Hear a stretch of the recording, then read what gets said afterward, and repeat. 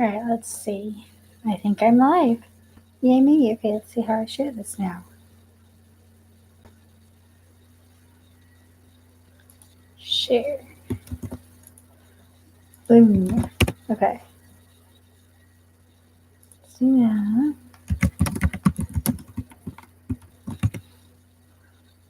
Boom with that. Okay. Facebook. Maybe.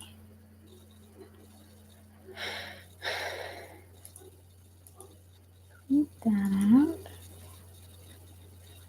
Use Facebook. There we go. Facebook.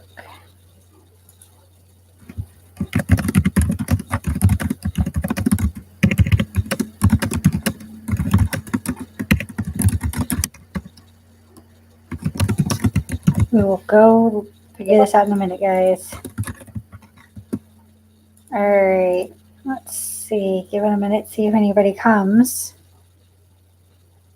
Anybody at all would be great.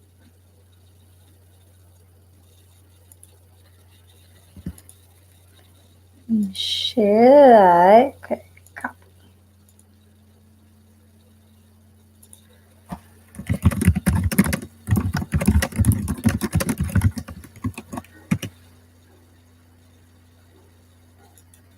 Horrible thingy for me, but alright. Let's see.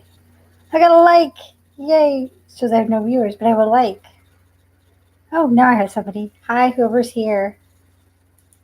Not quite sure who. But hi. Okay, let's give it a minute, see if anybody else comes. Oh, it's Aurora. Yay, Aurora! See if anybody else pops up. Anybody at all? All my spamming for nothing.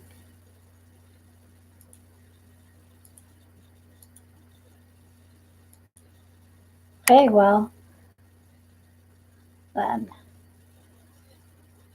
guess I should get started and just kind of talk. All right, so I guess I'll just start off with the most basic question of what is infertility? And it kind of really depends on who you talk to. It's not necessarily clear cut as in, oh, I can't have a child. Oh, blah, blah, blah. Well, it kind of is, but it's not. According to Resolve, which is the National Infertility Association, they define infertility as a disease or condition of the reproductive system as often diagnosed after a couple has had 1 year of unprotected, well-timed intercourse, or if the woman has suffered multiple miscarriages and the woman is under 35. If you're over 35, they say 6 months of unprotected, well-timed intercourse, because as women get older, we lose our stuff. Oh, hi. Not in my feed. I don't know what to tell you, Jaden. YouTube sucks. That's like my only thing I can tell you. Answering questions if you have any. Well,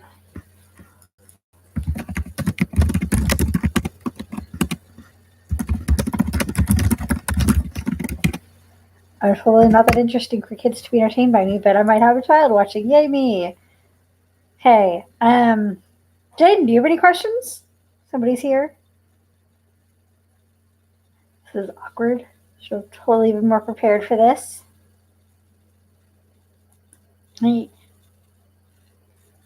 infertility, though, can be both a man and a woman's problem. So, because you can have male fertility, male factor. What is the flight speed of a swallow? I don't know what the flight speed of a swallow is. Let's Google that.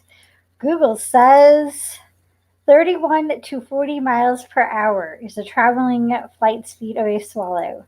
There you go. There's the answer to your question, Aurora. Yay, Faith's here. Hi, Faith. Hi, baby bat. Faith, you already know pretty much all this stuff, but yeah, I'll be here anyways. And specifically when you go to me, I have PCOS. Oh no, it's not working. I'm sorry, Faith. Which is polycystic ovarian syndrome. And contrary to the name, You do not have to have cysts to have it, which is really kind of odd and makes me wonder why they call it that, but whatever.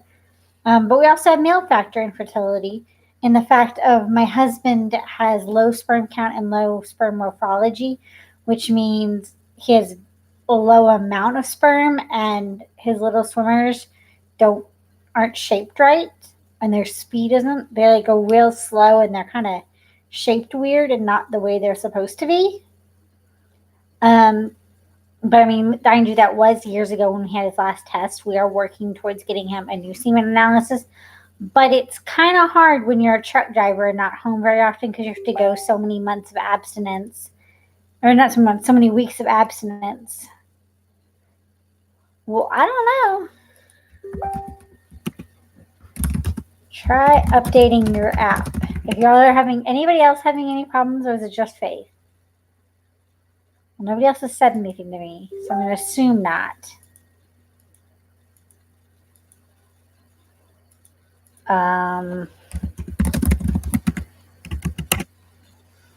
Yeah, am I buffering for anybody else? Is anybody else having an issue? Jaden, are you having any issues with it? Aurora, you? Anybody? I'm going to guess not since nobody else is speaking up.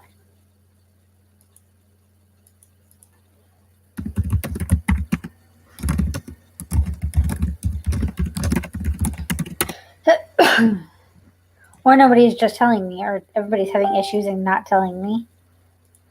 Okay, well, I don't know. Anyways,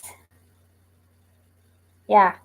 But you have to go so many days without having sex, or I guess for guys, at least jacking off, and then so many days after having it before you can have an accurate semen analysis. So it's kind of a pain, I guess you could say.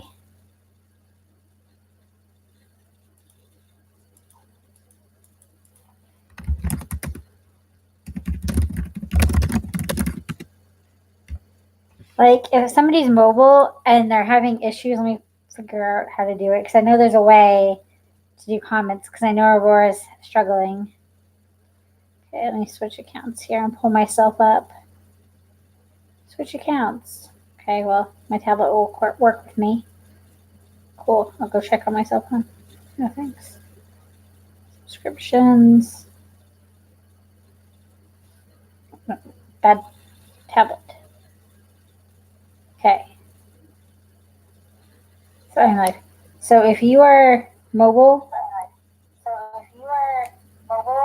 oh, that's totally. You should be able to like kind of see. Okay, it's probably bad, but it shows me yay, seeing like a pop-up screen or something. Okay, it's telling me to create a channel because I don't have a channel, but like so if you're on here, this little where it has all the videos, which I'm guessing is what you see, Aurora. Press the little arrow down. Okay, well, maybe not because I thought there was a way. Okay, well, apparently I got out of it. Okay, I lied. I don't know how to fix it. But there's a way somehow to fix it. I'm just not sure how. But anyways, I'm back to what I was saying. And so I know I'm kind of all over the place here, but back to the reason why I'm having problems with infertility is I don't ovulate, which is what women need to do to make our eggs kind of, I guess, drop letrozole.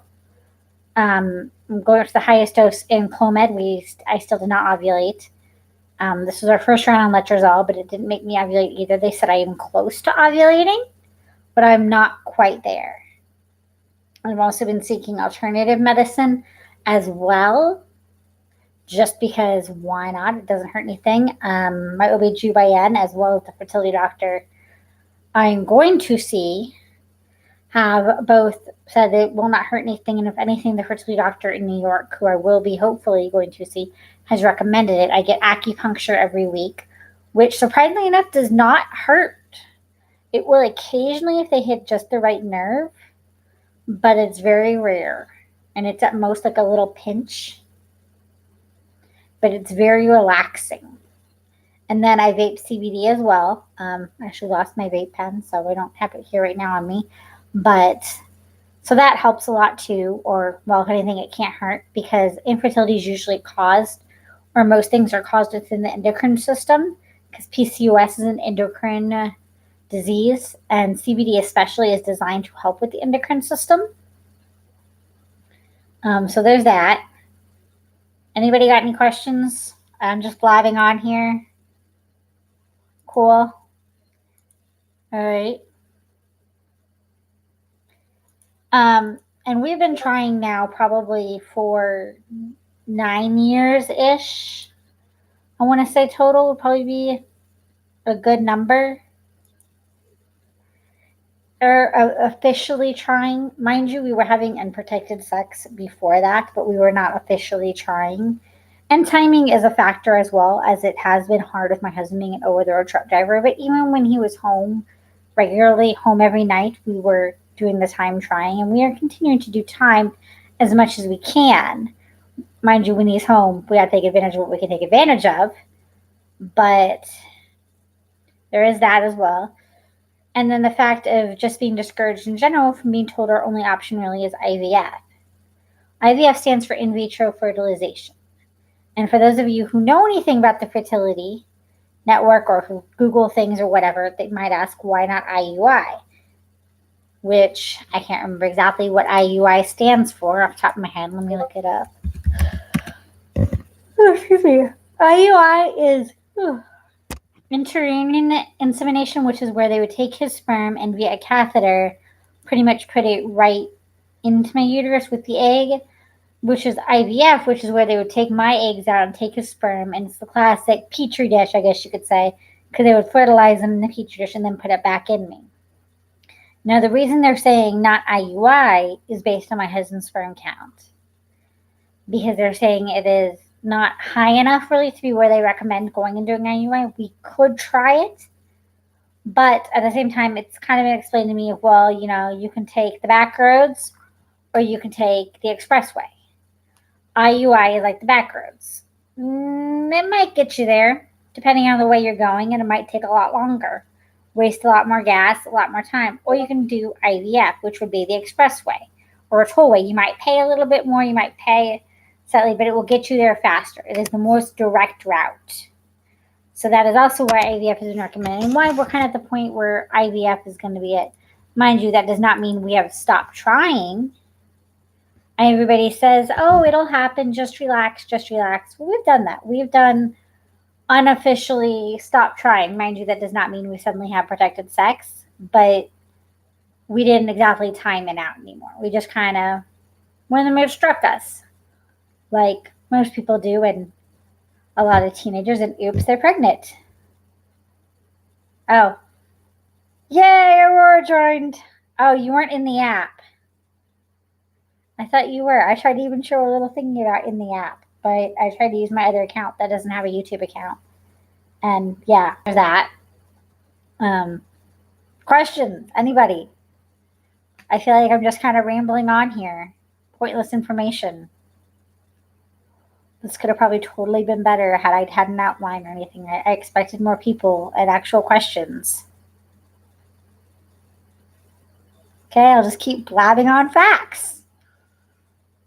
But IVF is very costly. The average in the United States is way up there. And that is not including everything involved in it. When you go to IVF, there is sedation involved. See, it tells us the basic IVF is the average price is around $15,000 per cycle. And again, that does not include meds. And no, Aurora, you can't have $20. I don't have $20 to give you. If I did, I would be buying shit from you. I'd be buying a cute little weighted dragon. But we are looking at going to a clinic in New York called CNY Fertility Center. They charge $4,000 per round, which is still a pretty penny. Do not get me wrong. But it includes everything but the medication. And it is financed there, no credit check. Mind you, many women have to do multiple cycles. So that is definitely something we're also facing. It's not one shot, you get it, wham, bam, thank you, ma'am, you're done. Well, I'm in several support groups, and there's one person who's done it 8 times, and every single time has failed. And definitely after the first try or two, you go back and you look at things. Do we need donor eggs? Do we need donor sperm? The number one thing I've had a million people come and tell me is, well, I'll be your surrogate. I'll be your surrogate. That's great. And I'm very grateful to all the people who've offered to just carry a baby for me. But as of right now, that's not really an issue. I've only ever had one.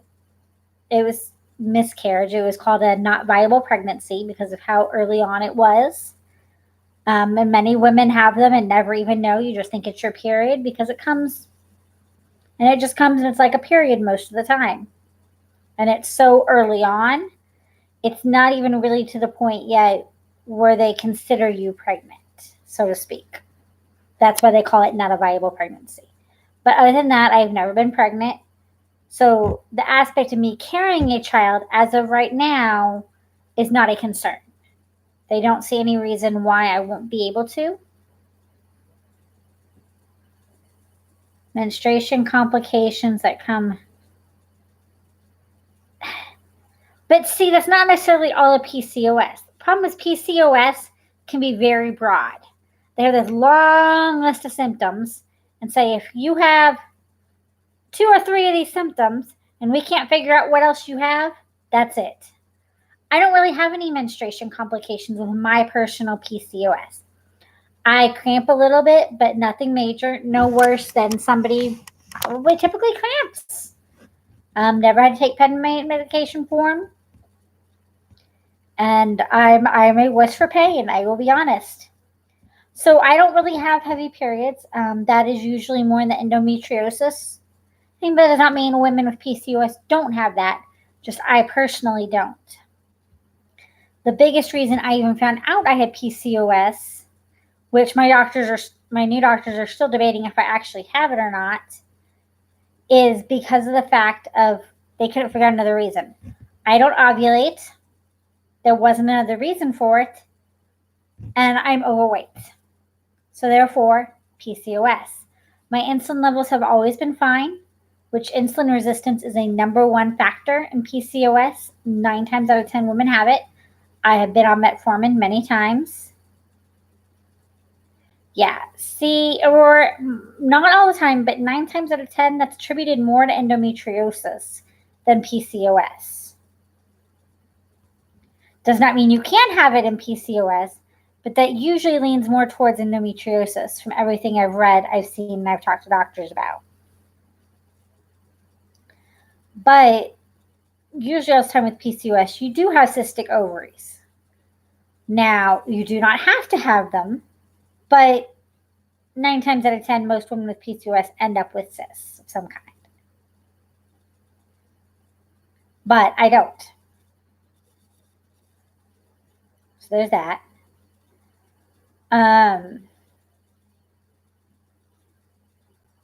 So the whole point of me creating this channel is not only to raise money, and I don't have a GoFundMe going currently. You'll see that if you click on my old video. Yeah, or have you been to a reproductive endocrinologist?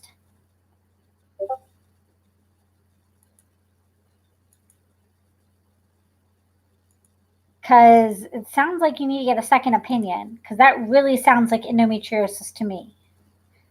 I mean, it's possible it is PCOS, don't get me wrong, but yeah, you need to get a referral to a reproductive endocrinologist.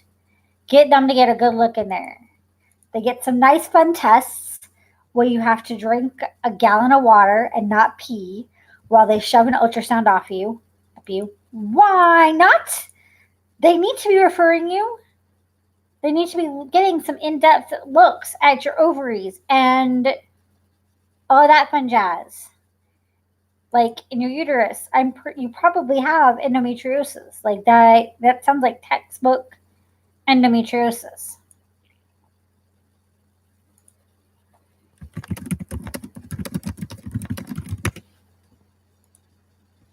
Just saying. Girl, go yell at some people. Go batshit crazy on them. Yeah, that definitely sounds a lot more. Have you ever been on birth control? and it got better on birth control.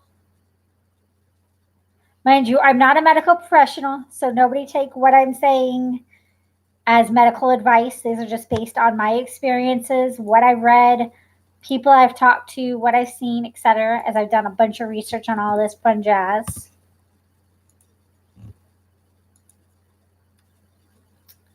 And Aurora, you to be made a mod. You're a mod.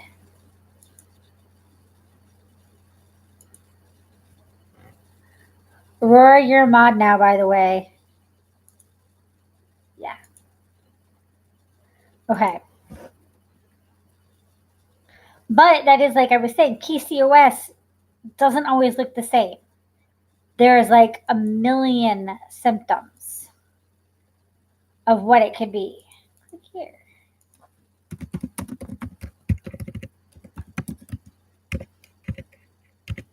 And it's not always cystic ovaries. Like, to just go down the list: weight gain, fatigue, unwanted hair growth, thinning of hair on head, infertility, acne, mood changes, pelvic pain, headaches, sleep problems.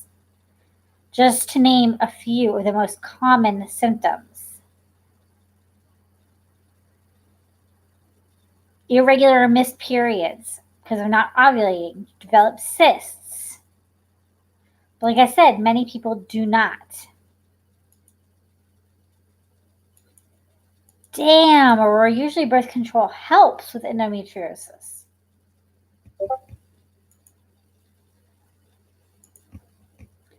I don't know, girl. It sounds like you need to definitely go see a reproductive endocrinologist. Like, yeah, this is insane to be living with it for that long.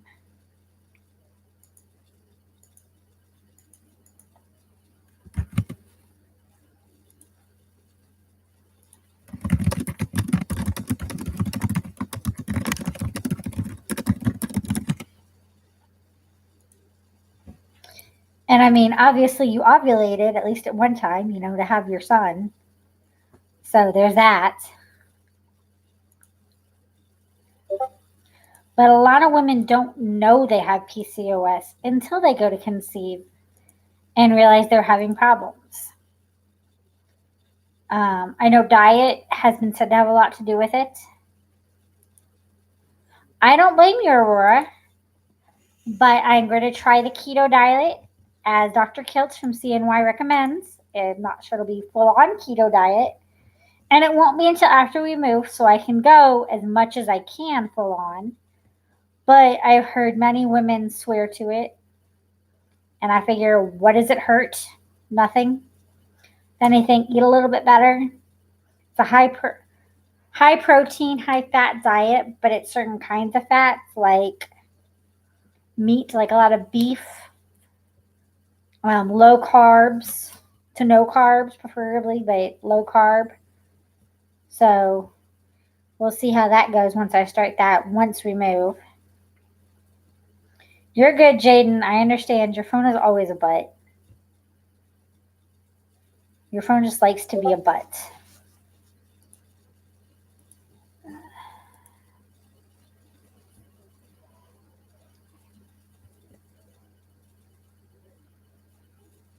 You will poo a lot? What are you talking about? Pooing a lot. Why are we talking about her shit? If you're talking about metformin, I already know. Like, I'm now on the lowest dose possible, and I still freaking have that issue.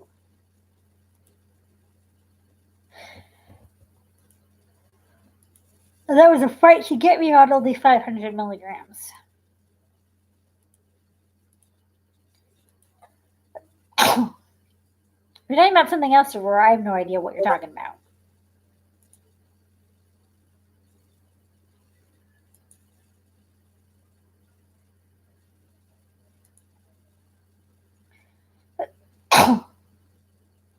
Now, because of my husband's sperm count, using a sperm donor is not completely off the table.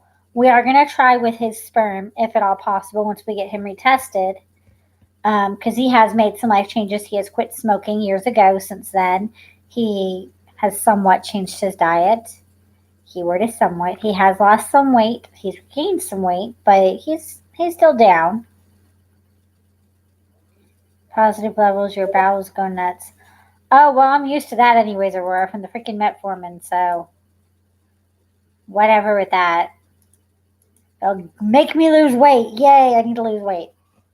But that's one good thing I liked about going to Dr. Kiltz. Mind you, I haven't actually met him or spoken to him yet, other than seeing his lives from seeing my fertility, is that he talks about how there's not really a specific weight. He will take women who are considered overweight. He will take women who are over 40. They serve all kinds of people.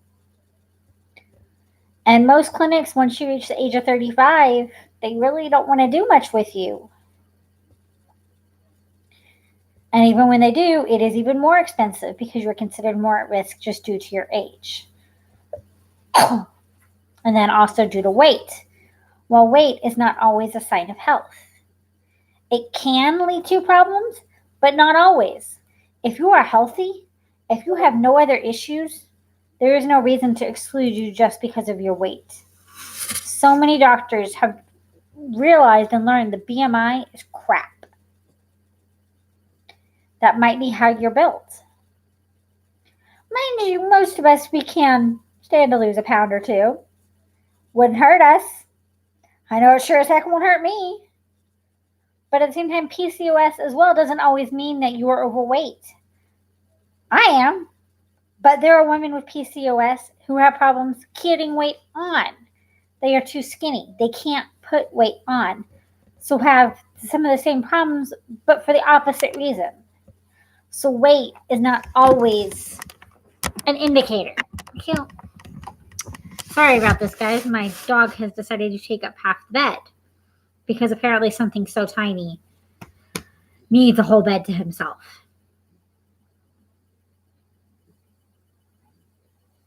I know a lot of people have speculated, to me anyways, that my infertility might... I understand, Aurora. I would not give up my sweet tea either. I've barely managed to give up coffee. I mean, obviously you can have splurges. I don't plan on going probably 100% keto. I will be honest. I don't think I'll be able to do 100%, but I will try and do as much as I can. At least be more conscious of it. Try and do it more. Now you're going to move? Now he decides he can move. Thanks, Mikhail. Thank you for being convenient, dog. But I really want whatever I do to be successful, because going to New York will not be an easy task. It's not as easy as, okay, I'm just going to go take a road trip up to New York. I mean, yes, it will be in a sense. Okay, we're just going to go drive up there. But the little family I have here is older. Oh, Aurora, I got a freaking whole Pinterest board full of recipes. But yes, I will always take more because I know your food is good. Gave Lewin off Brown Kong today. And I understand. I sent one of my friends, Aurora knows her, Kimber, an off Brown Kong, and her service dog, Gotham, is in love with it. That is his thing now. And unless she's ignoring him, and then he'll go grab a squeaker and squeak it in her face to get her to pay attention to him so he can alert. Because she's very stubborn and doesn't like to listen to her service dog. That's also why he printed Google one time, which is the completely funny story. I don't even know what hers was. It was at Walmart in the clearance section.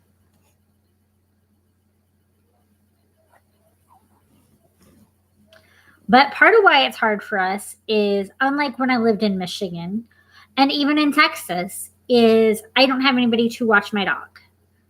Everybody can say, just go put your dog in a kennel. Go put your dog in a kennel. Well, because I don't have kids and you guys are service dogs, you understand, my dog is my baby. He is a spoiled brat. Mind you, he's not a service dog. He is an ESA at best. He's a little old man. He has been to kennel one time in his life when he was younger, and I had to fly out of town when we first moved to Michigan. We had literally just gotten there for funerals, and I didn't really have a choice because very last minute, things like that. But I established I had somebody who could come and watch him after that anytime I went out of town in Texas, either my husband's mom or my family, as much as I don't really get along with them, but they could watch him. And here my family is older. My grandmother really doesn't feel comfortable watching him overnight. She's definitely okay with him being here with her while I'm gone during the day to go to work, go run errands, etc. But beyond that, like I've mentioned, just leaving him here to go out of town for a day, and she just doesn't feel comfortable with that. And really, the other family isn't really as well. So I do also, though, still have the option of a kennel, but I really don't want to. I might decide to bring him with. I don't know. I don't know if the hotels up there are dog friendly or not. Because again, he is a pet. He is an ESA. He is a spoiled brat, and he knows I'm talking about him. But that's definitely something that I have to think about when it comes time. I don't have my consultation until December. Yes, December. So, and go from there. And then I also have to find some place to do monitoring locally, which it's not as simple as, okay, I'm just going to go to my doctor and just go get some blood drawn. I'm just going to go to the lab, because they have to be able to get that stat, or ASAP anyways, up to New York. And some doctors in some places aren't necessarily wanting to do that. And then have the people in New York read it and get back to me, and then be ready to go on a moment's notice, which with a husband who's a truck driver isn't the easiest thing to do. Because I can't be like, okay, honey, we got to go. Let's call work and tell them. It doesn't work like that. And then also being a teacher, while I'm sure I could do that, it's not the best thing. Fox looked at, well, he knows he's a spoiled brat too. You know, Fox and Mikhail have that in common. They know they're spoiled brats.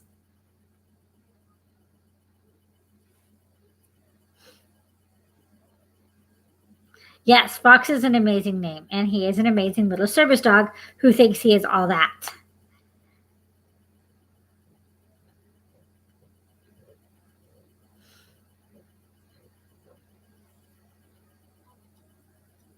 Though Coda's the star, Fox just takes all the credit for it. Don't have too much fun, Aurora.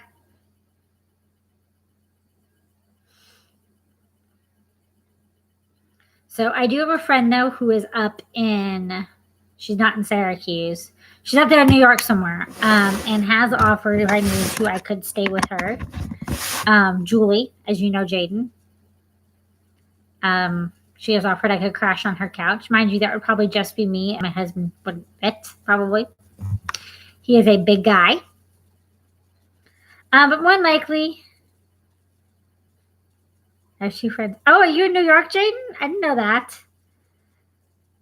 Okay, I apologize. I have two friends in New York. Well, I think I probably might have more on Facebook, but that I actually talk to. Hi. About 4 hours. Are you closer to Syracuse or Julie? Because the office is in Syracuse, because that's where Dr. Kiltz is. And technically, they have a couple of different offices as well. They are working on a Buffalo office, and then there's another one. I can't remember where it is right now, off the top of my head. They just opened an Atlanta office. Oh, she's closer. Okay. I mean, I'd still love to see you whenever we go, if we can, but I think anyway, Syracuse is straight up from me. She has to go west. I don't know. But they do have an Atlanta office and a Buffalo office, and then there's another one in New York somewhere. I can't remember where. But I think Syracuse is the only one doing transfers as of this point, the IVF part of it, which is what we pretty much have decided we're going to do.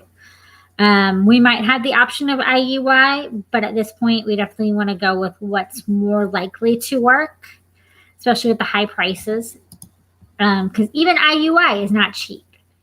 And while certain states, New York being one of them, actually requires employers to offer, if not requires them to cover infertility services to a certain point, Well, it's not a part of the Syracuse health system anyway. So CNY Fertility is its own little network, not associated with CNY Medical other shit in New York, apparently. Anyways, but neither when we lived in Michigan, they were not one of them.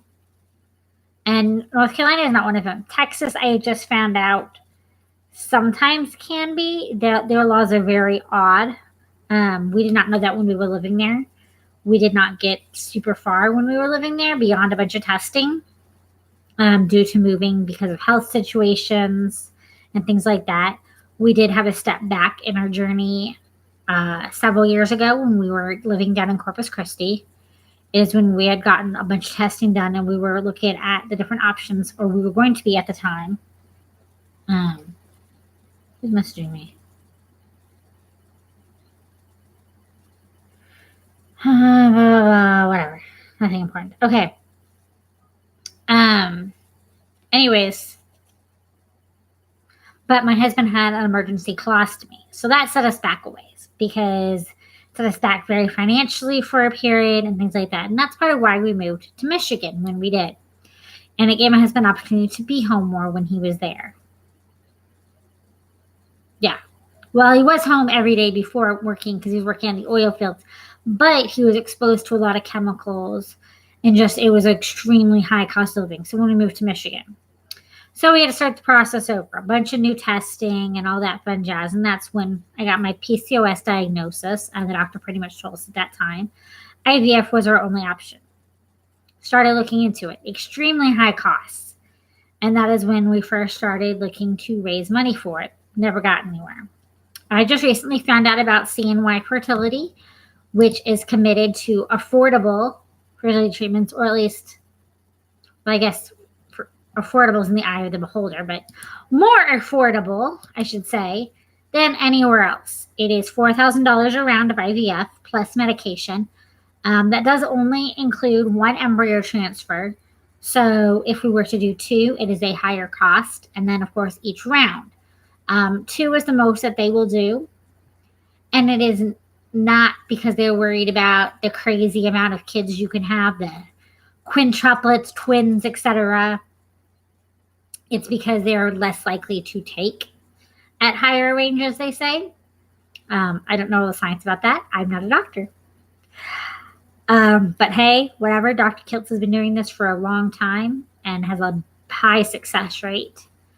And they offer financing with no credit check, which is amazing because bad credit. And a lot of places we looked at require a very high credit score, like almost perfect credit to get financing for infertility because of the fact that you're going to go create another life. While all these places are saying we need to preserve life, all this anti-abortion. I'm not going to get started in my stance on any of that, but they talk about all of that and making it affordable for women to get abortions, which, again, I'm not going to go really into how I feel about all of that. I will state that I don't think it should be illegal, that is definitely wrong. But there's so much out there committed to making it affordable and accessible, which can be good. Move to Wisconsin. We're buying a house, Aurora. It's a little late for that. Sorry. But there's not a commitment to making treatment for infertility, to helping people conceive a child affordable. And the number one question, the number one thing I hear from everybody, why don't you just adopt? Just adopt. That's the number one thing everybody with infertility hears. I would love to. I would love to go and adopt a baby.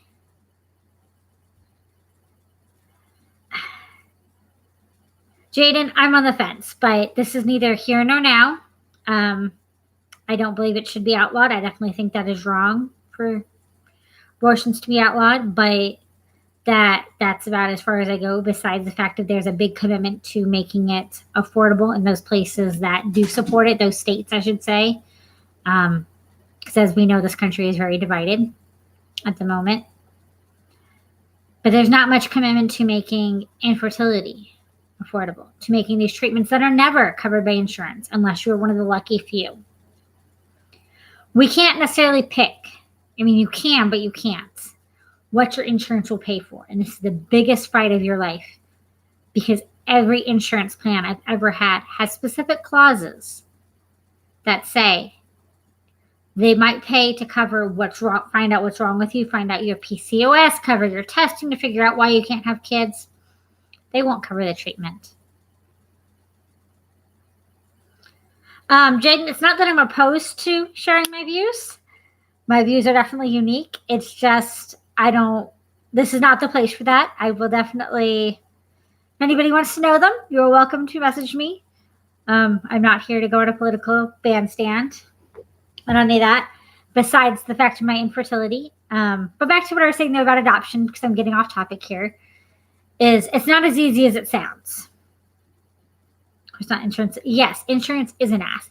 But it's even worse when you are going for things that are not covered. An abortion is more likely to be covered under medical insurance than infertility treatment is. I'm not saying that an abortion is or is not covered under anybody's specific plan. I'm just saying, in general, overall, it is more likely to be than infertility. Because an abortion, you can have it done for medical reasons, which definitely, whenever they're done for medical reasons with a doctor, etc., usually there's a reason for it beyond just not wanting a child. I'm assuming anyways. I've never fully dove into that. But with infertility, it ultimately boils down to the one thing of they're creating another child, which my opinion why the insurance companies don't want to do it, because that means another child that will then be on that insurance. Another person to bill for, another person that will need care that they will be paying for. Mind you, you as well pay for that dependent, but still. That is just an opinion. I'm not really based on any facts or anything, just my gut. Back to the adoption thing, is to get a baby is very hard. And I would like a baby. I know that sounds horrible of me, and I know there are many children out there who need homes. And someday I would like to be able to go and adopt an older child and provide for them. But right now, where I am at in life, I'm just not emotionally and mentally capable of providing for that child the best environment that they would need to be successful in life. And I don't want to bring a child into a home and have it not be the best that it could be for them. And not only that, but it also goes to cost. Adoption can cost even more than infertility sometimes. Next question I get is, why don't you foster then? But that will pay for pills. Yes, insurance will pay a lot of times for Viagra and those kind of pills for guys to get a hard on. But welcome to America. Welcome to the world, not even just America. It's not just in America, it's across the world where getting infertility coverage is very hard. A lot of women do go overseas and to other countries to seek infertility treatment. That idea has been presented to me. I am very nervous about it because of the fact of I don't want to go to a country where what the primary language is not English, because that is my primary language. I don't fully comprehend another language enough to be able to understand risks, to be able to understand what is being said to me, what their policies are, what their laws are, etc.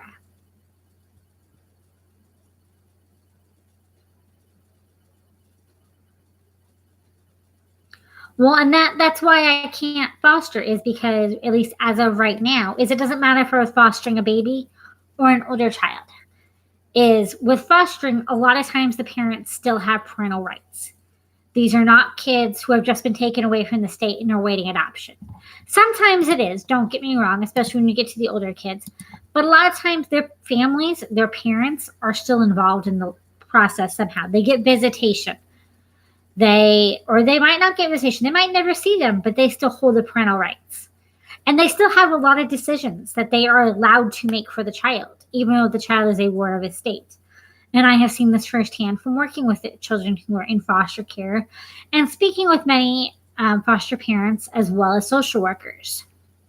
But I would always have the fear, even if their parents cleaned up their act, They got great, which ultimately is the goal, is for them to go back to their families, to reunite them, for the parents to do better. I would always wonder in the back of my mind, well, wait, what if they slip? Because they sometimes they will keep in touch with you, but a lot of times they won't. To a lot of parents, fostering is a wonderful thing. And you're right. And someday, honestly, I would love to foster. I would love to become a foster parent, and someday I probably will be, but none of this time. And that goes back to adoption as well. It is not an easy process. It can have just the same heartbreaks as infertility. The waiting list for a baby is extremely long, and even a toddler. It is shorter with having children with special needs, which I am willing to take. I shouldn't say it that way, but I would be equipped to be able to handle because of my experiences, because of my training as a teacher, and just being involved in community in general. But it's the fact of it would cost just as much, if not more. And while it does sound selfish, I would like at least one of my own children. My lifelong, ever since I was little, has been to have one child, or naturally, I guess you could say, no, it's not really naturally, but one child myself, and then adopt. And in the ideal world, of course, this has been my little fantasy world as a child growing up, is I would have one boy and one girl. The boy would be older, and then I would have a little girl, and she would have a protective older brother to always care for her and look out for her in my little, perfect bubble of the world and how things will go. I mean, ultimately, I would be happy with whatever God or whoever you believe is responsible, if anybody, science, for whatever I get. I've had people criticize me for saying I would be willing to do screenings, I would be willing to do DNA testing and things like that to look for possible disabilities. I would be willing to do screenings if insurance paid for them. And my reasoning is not to terminate a pregnancy. It would not be to say I don't want that embryo put into me because it might have a disability, because there's a chance, or because it has this problem. It would be so I can be prepared. If I know beforehand my child is going to have Down syndrome, my child is going to have cerebral palsy, I would then be able to go and research. I'd be able to set up their environment beforehand as best as possible so they can be successful. I can go ahead and line up early intervention services. I can go do research. I can know what to expect. I can go speak to people. It wouldn't be doing the testing to figure out if I wanted the child or not. It would just be so I can be prepared. I just realized this is on Top Chat, not live. Okay, cool. Mind you, if insurance did not pay for it, I am not forking out the thousands of dollars for all of that testing unless a doctor deemed it necessary. Yes, I agree, Jaden. Whatever it is in the universe that is there, God, science, Mother Nature, all the gods, whatever it is. And then a biggest thing I've heard is a lot of people say, why have I gone on so long and not sought fertility treatment? Money. It all boils down to money. And yes, we could save up our money. Don't get me wrong. Me and my husband are not the best at money. We are horrible with it. And we both have the biggest hearts in the world. You can ask Aurora how big my heart is and what I do with my money. And I will give my last dollar to help somebody else out. And so will my husband. This is part of the reason why, as you can see, my teeth are falling out. My husband's are worse. We haven't had the money to go to the dentist because we both require oral surgery at this point, which is covered only under dental. And of course, all these doctors want payment ahead of time. And this is also what kind of drew us to CNY is there no credit check, no income-based financing. So they will finance us no matter how shitty our credit is. There's not going to be, okay, we need $15,000. Oh, you don't have that? Well, You're just out of luck. And they will work with us on what we can afford for our payments. That does not mean that they're going to reduce the cost of the treatment any from the $4,000 per round, but they will work with us on, okay, you can only afford $100 a month. All right, we'll do your payments at $100 a month right now. Automatic draft or whatever it is. They are very caring individuals there. The downside is, though, they cannot finance medication. I'm sorry, Jaden. I know your phone sucks. And medication runs probably close to $1,000 plus around. Insurance does not cover it. It is usually through a mail order company. Some of them will do financing, but that is based on credit and usually a very high credit score, which we don't have. So that's also a reason why eventually I will be starting up my GoFundMe again. Not that it will probably work, but you never know. It doesn't hurt anything to have it up. Last time I had it up for several years and got a whole $10, which, I mean, of course, it's better than nothing. Don't get me wrong. I'm very appreciative to the one person who gave $10, but it doesn't really go far. So that is something we're also going to work on trying to save for, which, again, is easier said than done when you have big hearts. Both me and my husband do. And we are both kind of impulse spenders. We never buy big fancy things, but all those little things add up. And I am the number one hypocrite, as I can look at your budget. I can tell you exactly what you're doing wrong, what you need to do to save money, for you not to spend money here and there. Cut back this, cut back this. You shouldn't be buying this. But I can't follow my own advice. I will be my number one hypocrite, and I will admit to that in a heartbeat.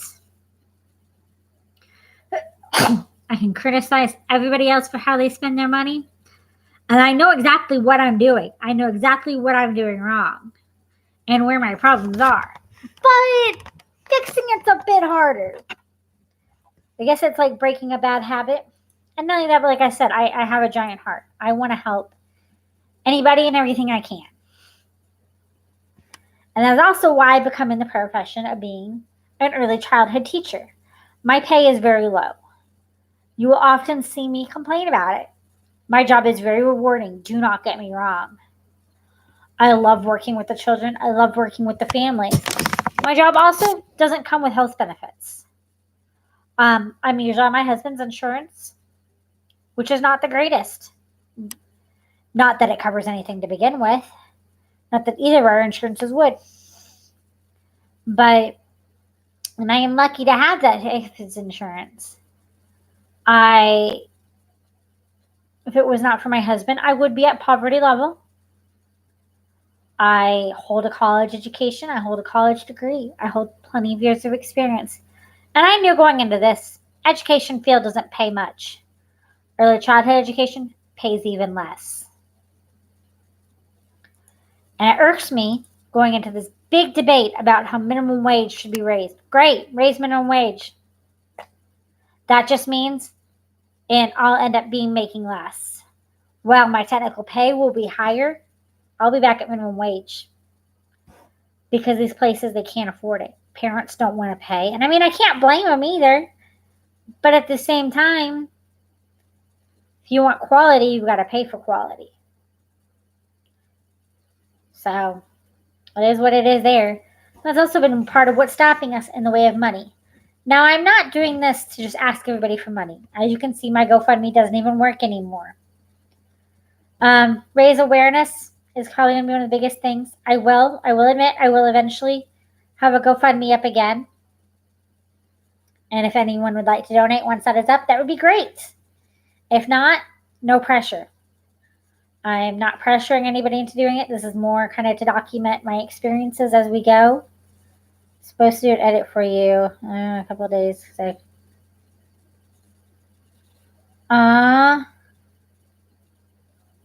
You're okay. I've had like a million people say they were going to do shit and never did. So I'm not even worried about it anymore. And it was more in the video. And it kind of irks me, the person who originally made the video and who was going to help me with the GoFundMe. I had even offered to give this person money. It's been like 2 months. Don't feel bad, Jaden. Shit happens. But the original person I've offered to pay, they agreed to do it. And then, poof, have stopped responding to me. I have not paid them yet. I didn't plan on paying them until after they had produced it, usually for digital content. And with this person in particular, I don't feel comfortable paying them until they do what they say they're going to do. Because this is not the first time that they've done this. There have been times where I've paid them and they didn't do it. So I really don't feel comfortable paying them until after they at least produce half of what they said they would. And they'd originally told me it would be an easy fix because they were the ones who originally made the video. But they flaked. And that's kind of one of the downfalls as well. Going back to money is we have the biggest hearts. Like I said, and many, many times we are taken advantage of. This person in particular, I've given lots and lots of money to over the years, bought lots and lots of things for.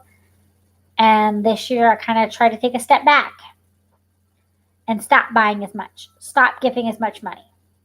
I have still done a little bit for this person as they are in need. I feel like at least some of the time. But since I've stopped, their communication has pretty much stopped. And I get ignored. I want them to wait. Well, and I understand that. Disabilities happen. And I completely get that. Ask Aurora how much I get that. She's made a vest for my best friends before. And that I bought for her. And disability is one of the way. And it was like, hey, Aurora, what's going on? Oh, well, X, Y, and Z disability is happening. Okay, cool. No problem. Take care of you. You know, when I ask somebody with a disability, especially if I know that they have a disability, I don't expect it to be done right away. I know things happen. And even people who don't have a disability, life happens. I get that. Oh, I know. I'm just sharing in general, Jaden. Life happens to everybody. I also work customer service for a company owned and operated by the disabled. And a lot of people don't understand that life happens. Shit happens, even as a company. We are not Amazon. Wish everybody would realize that. These little companies, we are not Amazon. I know Aurora can speak to that and how people can be sometimes. But I digress. But because of that, that is also part of why we have not sought treatment before this, before finding CNY. Why we have not saved up the money. Because we always end up spending it on other people. So I'm attempting to be somewhat selfish. We managed to save up at least enough for our house. Mind you, it's not a huge amount. We are not going and buying a house in cash or anything. We got approved for a USDA loan, which is 100% financed, meaning no down payment. We still have to put a lot of money towards it, though. At least to me, what is a lot of money? Still several $1,000s just to go through the process of trying to get the house. And when it's all said and done, we'll probably be spending close to $4,000 or $5,000. But it's not all at once. And that's the thing. Is while medical bills, testing, a lot of it adds up. A lot of what we spend adds up. But it's not all at once. We're not going out and buying brand new $5,000 flat screen TV, a boat, a car, whatever. It's the little things here and there. And unfortunately, as you people, especially with disabilities, know, with medical, you can't just say, oh, I can just pay $20 today. I can't pay the $5,000 needed for, I can only pay $10 a month here and there. And I do, Jaden, you're right. And that's part of my downfall is I do a lot of buying of little things. If I'm out and about, I don't feel like eating anything at home. I'm out and about. I don't want to go home. I'm just going to get some fast food. Oh, I really have a shake craving. I'm just going to go get a milkshake. And I'll be honest, I know it. That is one of my biggest downfalls. Hopefully, once we move, we'll be more in the country, which will help some. I won't have as easy access to it all, but it's there. Anybody have any questions? This is supposed to be an FAQ questions, and it's kind of been me talking, kind of all over the place. And I've been on for a little over an hour now, so if nobody has any questions, I'm probably going to get off of here soon. Because I feel like I'm just kind of rambling on and talking in circles at this point.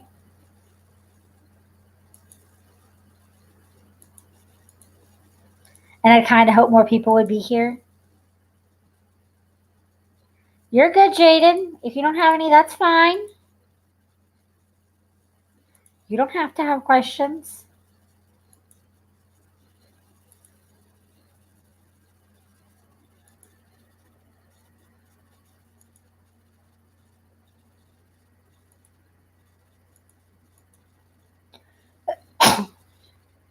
Hey, well, it's okay if y'all don't have any questions. Well, since I've been live for a little over an hour now, and my mouth is starting to hurt, had to talk back to driving. You're okay, Aurora. All right, well, I'm going to get off of here anyways, guys. So, everybody have a good night. If anybody thinks of anything, do not hesitate. You can always message me. I will, in theory, eventually do a more organized video with questions. Keyword is in theory. I don't know if that will happen, but maybe. Have a great night, guys.